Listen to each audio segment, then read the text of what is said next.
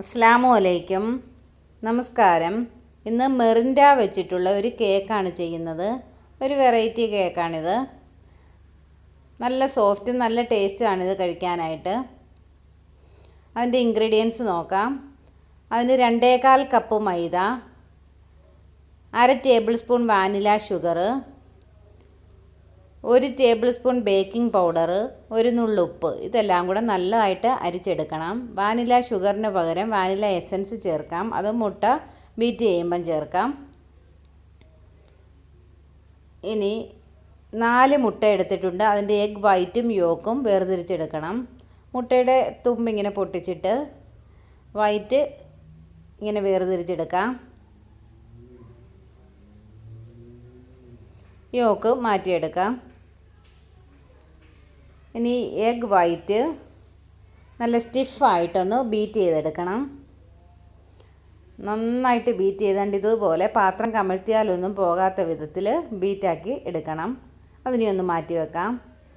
ഇനി അരിച്ച് വെച്ചിരിക്കുന്ന ഡ്രൈ ഇൻഗ്രീഡിയൻസിലേക്ക് പഞ്ചസാര ചേർത്ത് കൊടുക്കാം.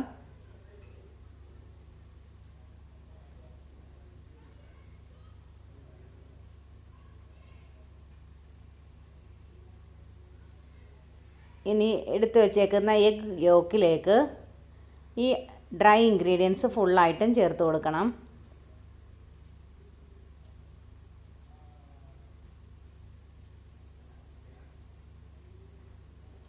ഇതിലേക്ക് ഇനി 100 ml ഓയിൽ ഒഴിച്ചു കൊടുക്കണം. ഏതെങ്കിലും വെജിറ്റബിൾ ഓയിൽ ഒഴിച്ചു കൊടുക്കാം. ഇനി വേണ്ടത് മിറിൻഡ ആണ്.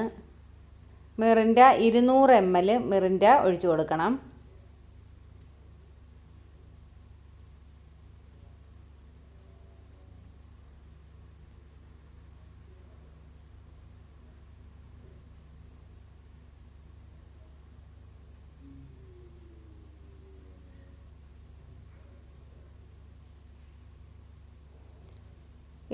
ml മിറിൻഡ ഒഴിച്ചിട്ട് ഇത് ബീറ്റർ ഉപയോഗിച്ച് തന്നെ ഒന്ന് ബീറ്റ് ചെയ്തെടുക്കാം.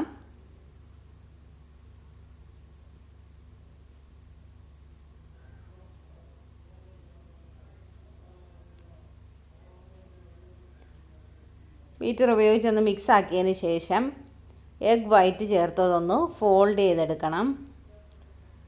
ഇത്രയും ഒരു ലൂസ് കൺസിസ്റ്റൻസിയിൽ മാവ് കിട്ടും.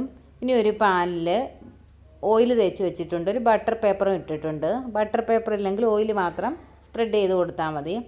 അതിലേക്ക് ഈ ബാറ്റർ ഒഴിച്ചു കൊടുക്കാം.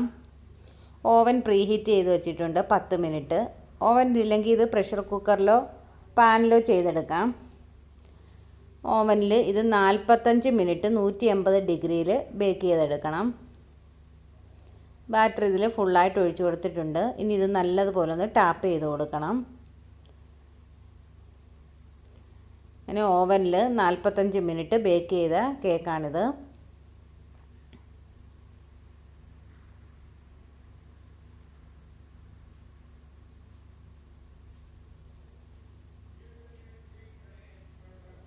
ഇത് നല്ല സോഫ്റ്റാണ്.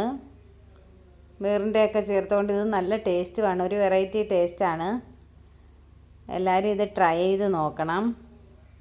അപ്പോൾ എല്ലാവരും ലൈക്ക് ചെയ്യണം, ഷെയർ ചെയ്യണം, ഒന്ന് സബ്സ്ക്രൈബ് ചെയ്യണം.